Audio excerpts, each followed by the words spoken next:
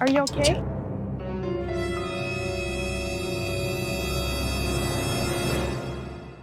Previously in the video, I admitted to screwing up. Trust but verify, as Ronald Reagan says. So we drove an hour and a half up the Keys to pick up a lower unit, got the lower unit from a reputable Yamaha dealer, brought it back, spent the time to install it, come to find out that they, instead of giving us the starboard side lower unit, they gave us the port side lower unit. So every time you put it in forward or reverse, it was running backwards. I screwed up. Anyways, the dealer was great. They got another one in. Chris, one of our guys that lives up the Keys, drove up, met the guy halfway, so we didn't have to drive all the way up there to get it. And we got the lower unit in. We installed it, we checked it, everything's good, and we're getting ready to bring this boat back to the client's slip. So we missed swapping out the lower unit, but we did get it done. And it tested good. So now the last thing to do is just to test, just to make sure whenever you change out a lower unit or doing any work on it, you always want to make sure, one, that it'll shift, and then you want to make sure that the actual motor will discharge, especially if you've changed out any of the water pumps. So we're going to do that right now. So clear? Clear. So we're going to go forward. That should be back to neutral. Whenever you get stainless steel props out of the water, don't rapidly shift from forward to reverse, because you're going to have the momentum of a heavy prop spinning. And if you're slamming it into reverse, you're going to hear a loud clunk. So I usually give it like 10 seconds for the prop to slow down and then go into reverse. And that should be counterclockwise. And you can see that the motor is discharging, so I know that the pump and everything is working in there. And then we already did a test on the port side. It's already working appropriately in the right directions, and it's discharging like it should. So she's ready to go back in the water.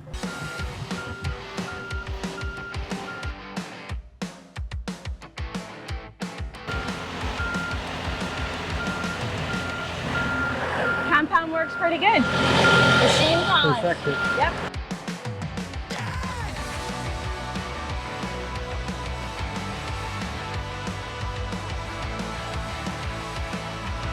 Thanks, fellas. Thank you.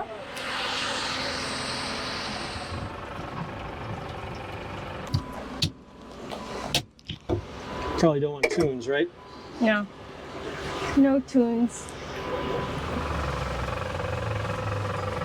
Now, what is that noise? That's what?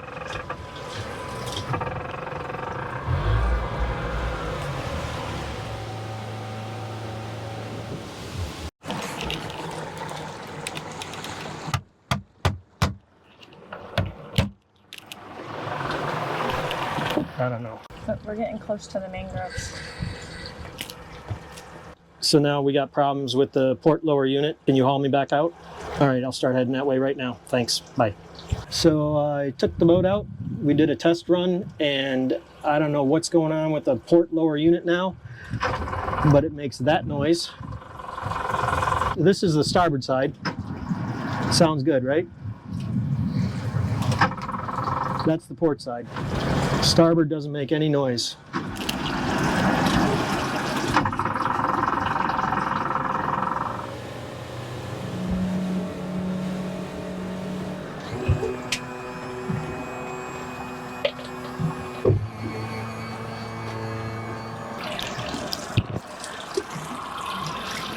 What, turn the wheel? Which way? I had the thing up to max RPMs and we were going 47 miles an hour.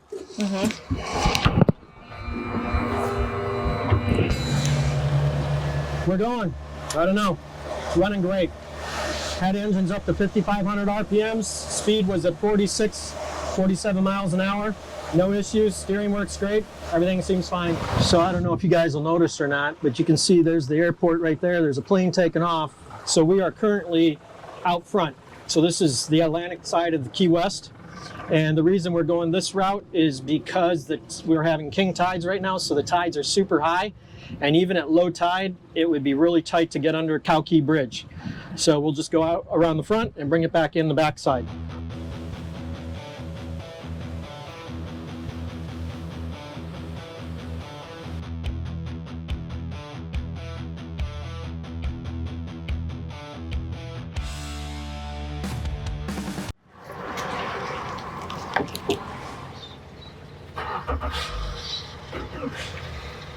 Well, we made it. Boat ran great. End of that trip. Hooking up the battery charger and just getting these out of the salon on the big boat. And then we'll put these up here.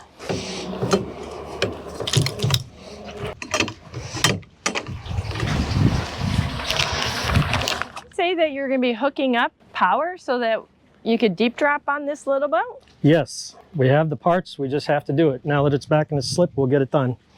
So what do you guys think? Should we rig up this Pursuit, put in an outlet for deep drop? It's got a GPS trolling motor anchor on the front. What do you think? Let me know. Oh, baby. Are you okay? Yeah, the rope got me.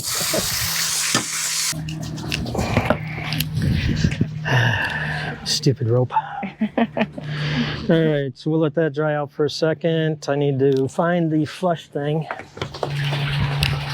I'm gonna flush those motors, because if you don't do it, the salt water builds up in there, and then you have I feel something crusty in a video. You guys check out another one of our videos. We'll put the link right up there, and you can see where I say I feel something is either crusty or crunchy. It was crunchy. It was full of salt. Because what happens is when these motors, when you get done using them, they're hot, you shut them off, and all that water jacket and cooling system's full of salt water, and the salt water starts evaporating off, and all those salt crystals build up inside the engine. And then things stop working right, and you don't get good water flow, and yada, yada, yada. It's like we're peeing.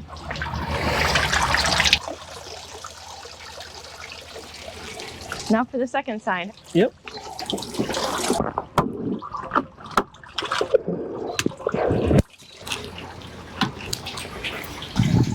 Oh, looks like we're starting to pee again on this other side.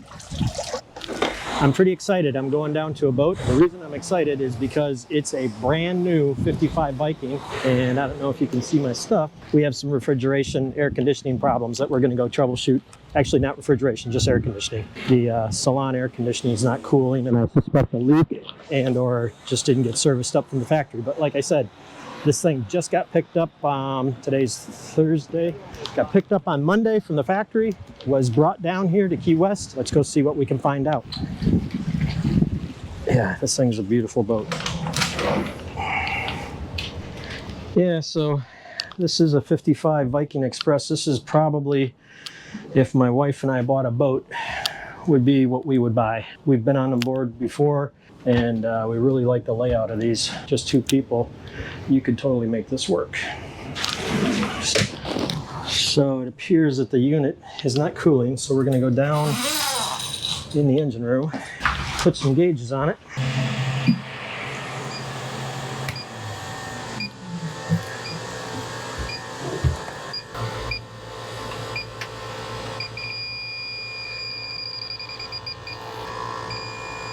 So that right there means there's a leak.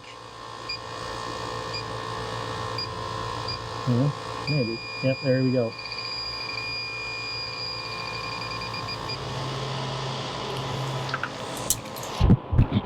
Okay, so all the servicing caps, which are these and these, were loose, and sometimes that'll cause leakage there. Same thing on this one. This was loose and this was loose, but this fitting right here was also loose. I got about probably 3/4 of a turn on that. So we're going to get the leak detector and see what we find. And then we'll put the gauges on it, and we'll hook up here and here, and we'll see what happens. But man, look at this engine room. Don't even have to worry about wearing shoes in here because everything's so clean. What a beauty. Big V12s. That's why they call these expresses, because they go pretty fast.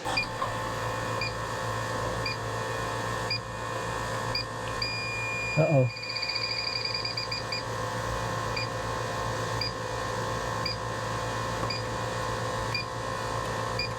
So on these king valves or service valves, there's a gland nut, and I'm wondering, I see some oil. So I just snug that down. I don't know if you guys can see that, but see that little thing right there? It's got the little flats on it. I just snug that down a little bit. Now we'll check and see if we have a leak. There we go. Looks like I might have got it. Good deal. All right. So now what I'm gonna do is I'm gonna get some sealer and we're gonna seal that up anyways. Okay. Okay, we're definitely low, so let's put some refrigerant in there.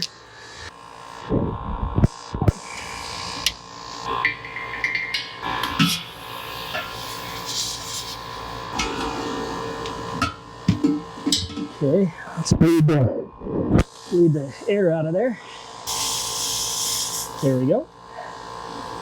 Now let's get this baby topped off.